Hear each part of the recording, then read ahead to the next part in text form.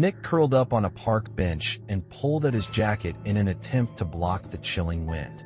His body was cold, and his stomach begged him for food. It had been a week since he had a real meal, and it did not help that every store was advertising Thanksgiving dinner. He would lay and stare at the advertisements of freshly roasted turkey and dressing with cranberry sauce, his mouth watering at the thought. It had been 6 years since his last Thanksgiving, but he could almost taste it. Nick had come so far from that loving home, and now the streets were his residence. When he could not take the ache anymore, Nick found his way to the local soup kitchen. If he had ventured there sooner, he may have been in luck, but the wares had been cleaned out by the homeless of the city hours ago, and the doors had been closed. Nick's feet shuffled down the sidewalk toward a small diner. He hoped he could find some scraps among the trash to settle the argument his body was having with his mind. His fingers plucked through rotting debris that most people would never consider consuming, but Nick was desperate. His search distracted him from everything else. A gentle tap on Nick's shoulder startled him. Most people avoided the homeless like the plague, but at this moment Nick had been approached. He turned to face a rather well-dressed young man with clean-cut brown hair and a tailored suit. The young man's blue eyes seemed to twinkle a bit behind his cheery smile as he extended a gloved hand outward toward the far, less clean man across from him. Nick shakily took the person's hand and shook it, more out of reflex than anything. He had been raised to give a firm handshake to anyone who offered. The idea felt sick when he pondered it. "My name is Benjamin," the young man said, breaking the silence. And Nick, the older man's voice cracked. "Looks like you could use a good home-cooked meal." Benjamin's teeth showed from behind an even bigger smile. Nick's eyes grew wide at the prospect of real food, and his stomach growled in acceptance of the offer. Before he had truly thought of his choice, Nick was guided to a small car and asked to take a seat. As soon as Nick placed himself within the vehicle, his body instantly felt warmer. The heating system poured warm air through the vents, and it was like a little piece of heaven Nick had forgotten even existed. Benjamin returned to the driver's seat and started down the road and away from the dark alley that Nick had called home for so long. Benjamin looked up to his rear-view mirror. "My family has a tradition. We each find someone in need and bring them home for Thanksgiving. This year you will be my guest." Nick nodded, half listening to the boy. "That's nice." He watched out the window as the city began to disappear as the car traveled further into the more rural area just beyond it. After a 30-minute drive, the car turned right onto a path that was beset by large oak trees. Even with all the leaves plucked from the branches, they seemed ominous overhead. Nick stared up at the encroaching forest as the little car traveled deeper into them. Within a few seconds, the trees opened up again to reveal a large clearing in the midst. Standing precisely in the center of this clearing was a large Victorian mansion that had so many lights upon it. It lit the entire area around. It was like a festival of lights in the middle of nowhere. Nick's eyes scanned the beauty of it all as the car came to a stop at the back end of a large circular driveway. He looked up the expanse of steps that lead to an even larger set of wooden doors that were so intricately carved Nick knew it must have been expensive. His gaze only broke when Benjamin opened the rear door. "Here we are," Benjamin said with another smile. "Home sweet home." Nick stepped out without a word, his mouth hanging agape at the spectacle. He was guided up the steps and through the entryway.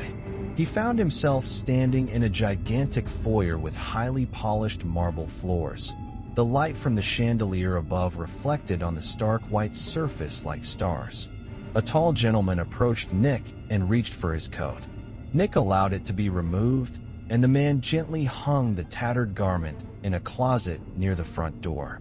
When the man returned, they were ushered into a large dining hall to the left of the foyer. The table sat a good 24 people, and each seat was filled except 2. Benjamin greeted his family and introduced his guest before showing Nick to his seat. "We are so glad you could join us this evening," Benjamin's mother stated with gentleness. "Yes, it is so good to share this holiday with people who truly know what it means to be thankful." the father replied with a much deeper tone. "Thank you." Nick's voice came shyly, not sure how to take all of this in as he took his seat. For every well-dressed man or woman, there was a person of lesser dress to their side. Benjamin had been right. Each family member had plucked someone from the street to share their Thanksgiving dinner. He wondered how he had never heard of such a thing. Certainly an act of such generosity would get some sort of media attention. He silently reserved to the fact that he would have to make sure these people were commended for their caring act. Each of the homeless around him sat eagerly awaiting their meal, and within 15 minutes of idle chatter, the first course was brought to the table. Plates of mashed potatoes with gravy, corn pudding, green bean casseroles, and the like were staged about the table, and as they were served, the needy dug in quick. Nick was no exception. His body almost acted of its own will as the portions were shoveled from the dinnerware to his waiting mouth. A young girl in dirty clothes finished quickly and asked politely for more. The hosts were eager to share their wealth of food with her and anyone else who asked for more. The second course included a perfectly roasted turkey, glazed ham, and dressing with cranberry sauce. Just the sight of it made Nick swell with excitement. The second plate went down as quickly as the first, and his stomach was close to bursting. A cart was brought, adorned in silver plating that reflected the light of the room around them. One by one, lids were raised to reveal desserts of every imaginable variety. They had pecan pie, pumpkin pie, chocolate cake, red velvet cake, cookies, ice creams, puddings, and cobblers. Nick almost fainted at the thought of so much food in one place. His eyes rested on a steaming plate of apple pie. He licked his lips as a big slice was placed in front of him. His fork dug in and pulled free a hunk of spiced heaven that was almost as big as his mouth. He laid it delicately on his tongue, and Nick's eyes closed with joy. A tear even rolled down his wrinkled cheeks at the taste. All of them had filled themselves to the point of barely being able to move, and could only hope this miracle could hold them over until their next meal. As the plates were cleaned and the table cleared, the family that had hosted them all took their wine glasses. The father rose and smiled at their guests as he toasted to the family and their tradition. He gave a small speech about being so thankful for his family and friends like the ones they shared this night with. He then turned to his wife and the rest of his family and asked that everyone at the table give thanks for one thing in their life that they truly felt blessed for having. Each one took their turn, stating things like friends, family, jobs, security, and their mutual love. The father then asked their guests to do the same and received more meager replies like warmth, food, clothes, shelter, and a repeating statement of this meal. The father gave a hearty chuckle. "Well, yes, of course. Can we play the game now?" A small boy near the end of the table squeaked. "Soon. We have to explain first," the father replied. The boy plopped in the mother's lap and pouted. "Okay. You see, my friends, we have one more family tradition." The father stepped to Benjamin and patted him on the shoulder. "It was Benjamin's idea when he was younger, and we have enjoyed it ever since. Now that you are full and rested in your seats, we are going to play a game," Benjamin said while standing. "Yes, the person who brought you will give you a choice, and you must make it," the mother said sweetly. Nick had always liked party games and shifted in his seat a bit to see what this one would be. Benjamin rounded Nick's chair and leaned down with that same smile. The rest of the family stood as well and stood by their guest. Nick listened intently as Benjamin whispered in his ear the choice he would have to make. Nick's smile quickly faded as he pushed himself away from the table. His body shook as he slowly rose from his chair and looked around the room at all the frightened faces that had just learned the truth. The room almost started to spin at the notion of what he had been asked to do. All of them jumped as the doors around them were bolted shut, and the younger guests began to cry for help. "Yes, that's right," said the father. "You must either kill yourself or everyone else. Those are the only two ways you are leaving this room." Benjamin placed a pocket knife in Nick's quivering hand. "Good luck." The family disappeared out the remaining open door as the homeless inhabitants attempted to flee. They were shoved back by guards armed with submachine guns and instructed to remain in the room. Their only means of escape was slammed shut, and the sound of clanking metal signified their entrapment. Nick stared around the room at half a dozen men, 4 women, and 2 children that could not have been older than 15. Each of them had been handed some sort of weapon, mainly pipes and chains. Nick seemed to be the only one to wield a knife, and he hoped that would give him an advantage. He did not want to kill anyone, but he wasn't ready to die either. The children scrambled to the corner of the room and attempted to open one of the doors. One of the women followed and struggled with the doorknob. A large man across from Nick pulled a length of chain around the neck of a smaller man beside him.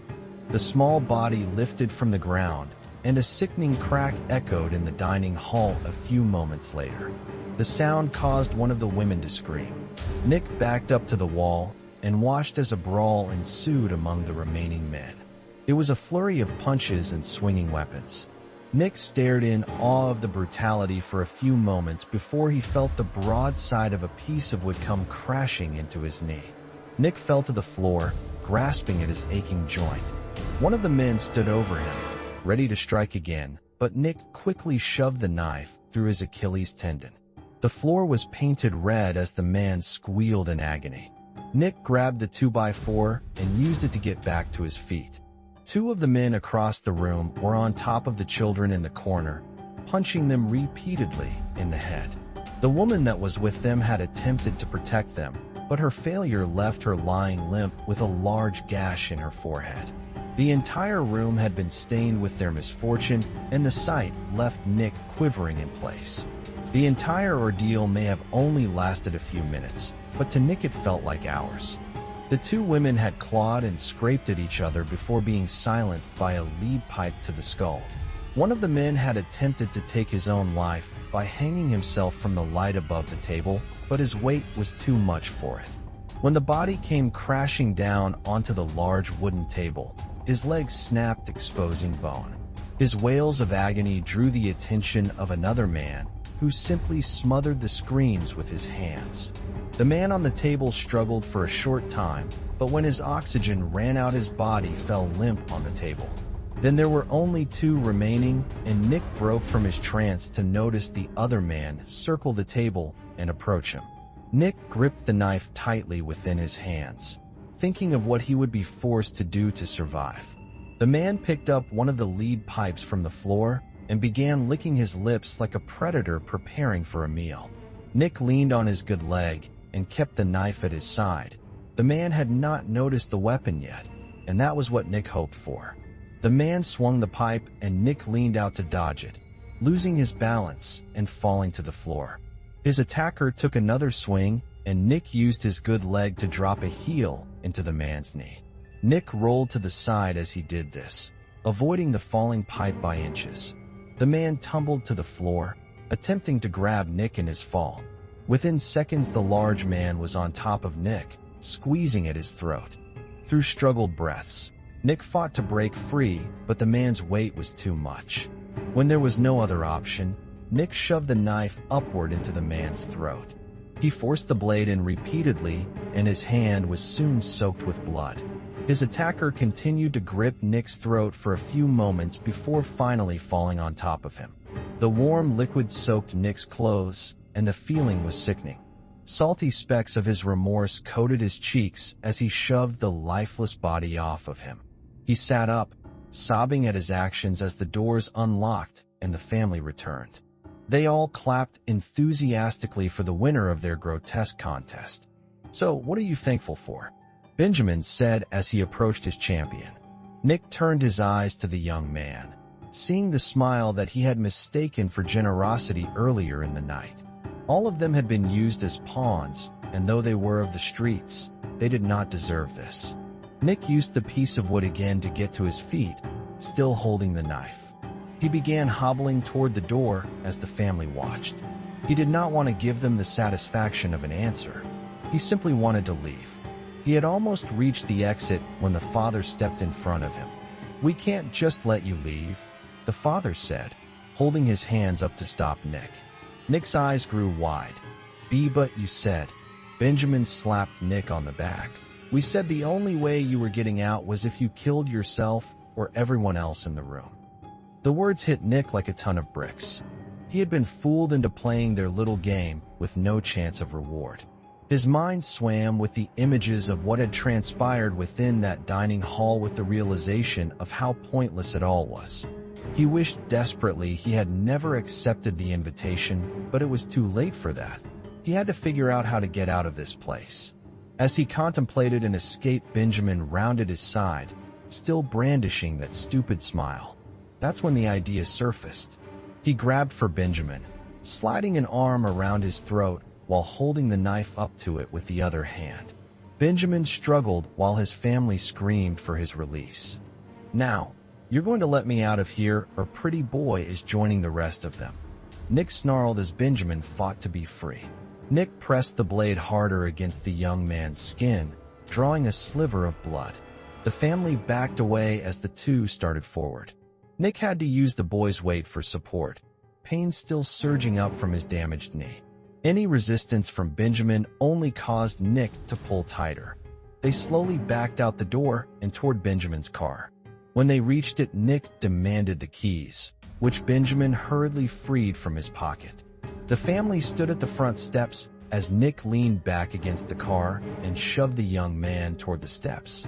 As Benjamin fell to the ground, Nick shuffled his way to the driver's seat. Again, he was bathed in warmth within the car, but he had no time to savor it. He shoved the car into gear and forced his foot down on the pedal. The father rushed to help his son to his feet as the car disappeared through the trees and into the night. Nick did not stop until he was far from the city, sure that the family would have reported the car stolen. When an hour had passed and he had not seen anyone following behind, he pulled to the side of the road and wept.